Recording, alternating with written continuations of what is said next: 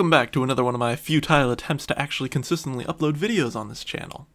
I finally got around to making the detail videos for Squid Game, and it's finally time to release them. We're starting off with episode 1 of season 2. For these videos, I'm going to be including details that have both been discovered already, as well as details that, as far as I know, no one has found yet. I'm going through all of it. No stone is going to be left unturned.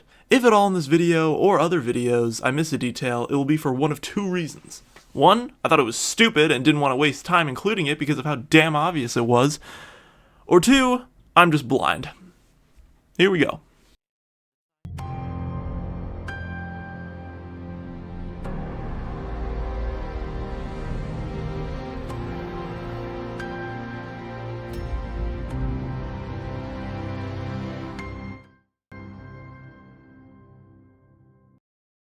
Number 1. When Gi-yoon is cutting his ear open, we get a shot of the scar on his stomach from when he got stabbed by Sung-woo in the previous season. Blood also lands right on it, potentially symbolizing old wounds opening up. Number 2. The chief of police feels like another suspicious character. If you actually managed to get through the last video I did, I mentioned that there were some suspicious characters throughout the first season, such as the woman on the phone at the police station, as well as the woman who gave a flower to Gi-yoon with the invitation on it. While there's not really anything to go off of with the scenes he's in, he's someone that just feels off and doesn't want Juno involved in this investigation. So I thought it might lead to something in season 3, but nothing came about it. But I do partially think that the police are in on it somehow. Number 3. Juno has a flashback remembering his brother's face reveal, but during that flashback we get more footage that wasn't originally shown in season 1.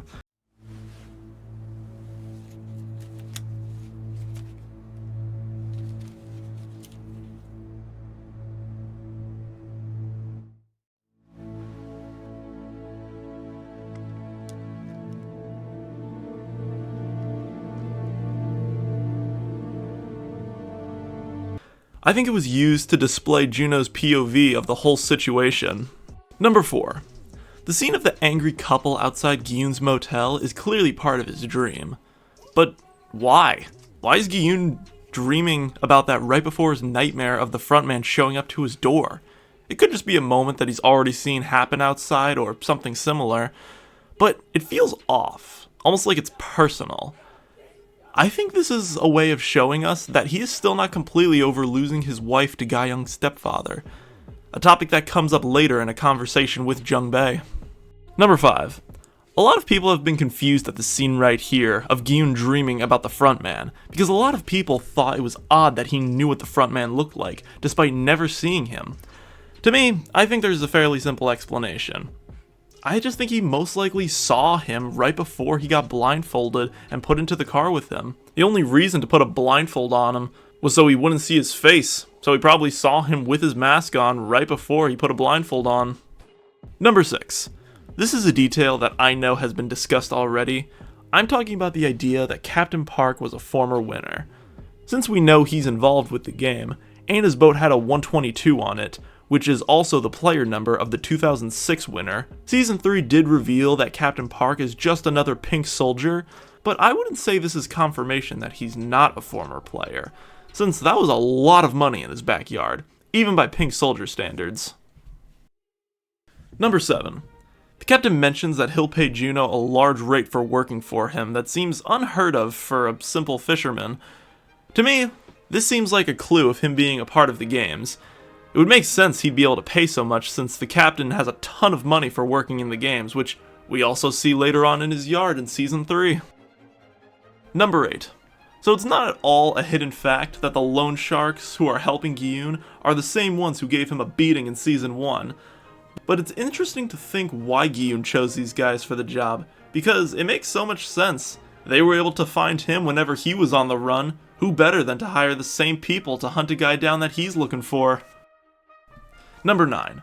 Behind the loan sharks is the number 132, which is the frontman's original number from when he won the games back in 2015. It could just be a coincidence, or maybe have some meaning somewhere, or it could just be a simple Easter egg for us. Number 10. Notice how Gi-yoon has been so unlucky with trying to find the salesman? People seem to think that it's because they were onto him, But I think the reason is that they just don't simply play at the subway stations, since we see in both seasons 1 and 2 on the monitor, they play dachi all over the place. Number 11. Another obvious detail that's already known, but figure may as well mention it. It's quick, but for a brief moment, you can see one of the bolts is not like the others during the game of Russian roulette. He was using duds to mess with the loan sharks, and just to simply rattle them. Number 12. Notice how the salesman says he's just a messenger, meaning he's one of several. It's funny because when this show first came out, I honest to God thought that this guy would be more important. Like, maybe he would potentially be Ilnam's son. But no, he's just simply another cog in the machine who happens to be a higher ranked and stationed at the subway. Number 13. Another pretty obvious detail. The song that plays is pretty connected to the situation of the scene. Number 14. During the game of Russian roulette, notice how there's a pink glow coming in on these two, and it makes sense for it to be seen on the salesman since he reveals that he's basically nothing more than just another pink soldier who's currently on the outside. A literal wolf in sheep's clothing. Number 15. The invitation that the salesman had in his pocket interests me, because why did he have that?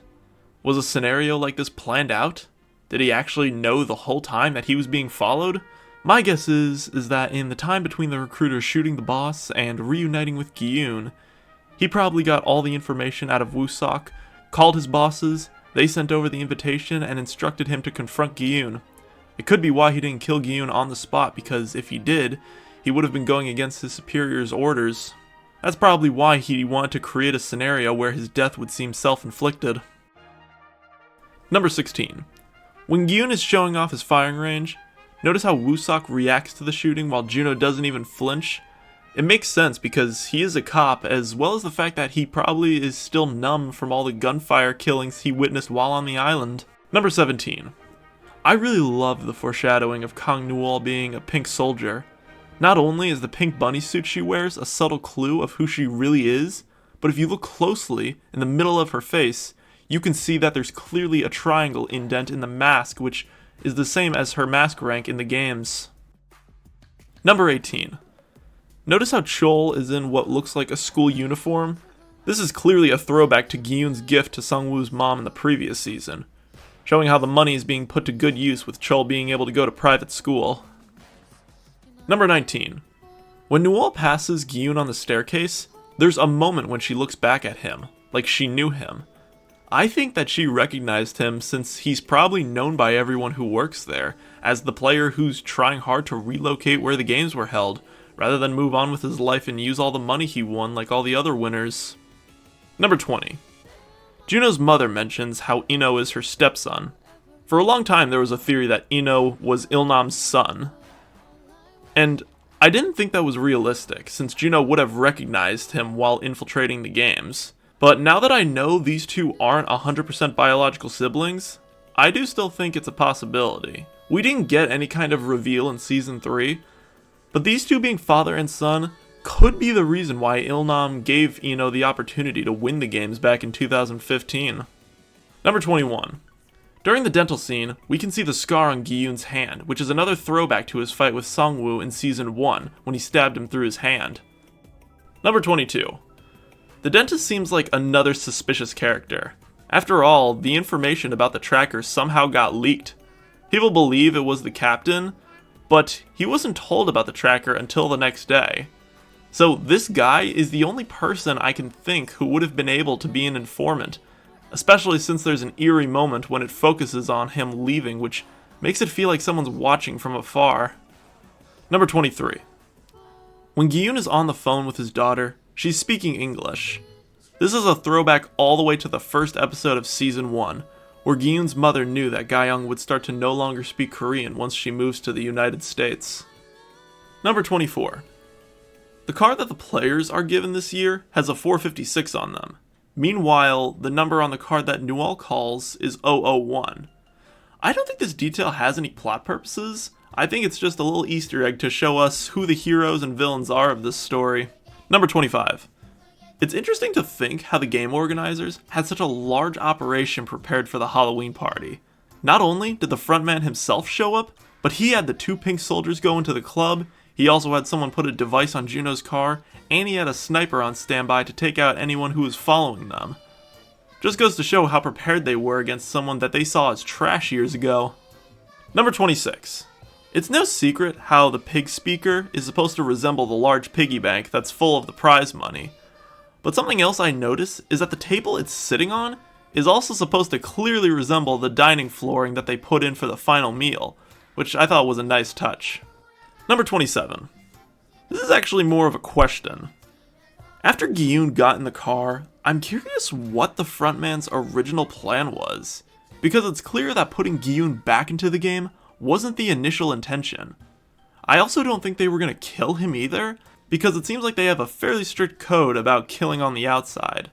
My only guess is they were probably going to do the same thing that they did to him in Season 1. Gas him up, then dump him on the side of the road. They were even in the same limo where it happened last time. And finally, for this video, number 28. One of my favorite details.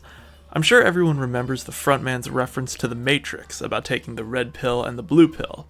Watching this scene, and then watching the whole rest of the series, you can see that every time Gi-yoon has the same choice, he always chooses the red pill. During every single vote, including Season 1, he picked the red X. When he's choosing his hairstyle, he chooses the red color. During his dream about picking shapes, he chooses the red triangle over the blue umbrella. And during the selection between the hiders and seekers, he chooses to stick with the red vest over switching to a blue vest. The only instance of this not occurring was when he chose the blue dachi in episode 1, and when he picked the blue umbrella in episode 3. But I think the explanation is, like the frontman specifically said, Gi-yoon made those choices based on his own personal comfort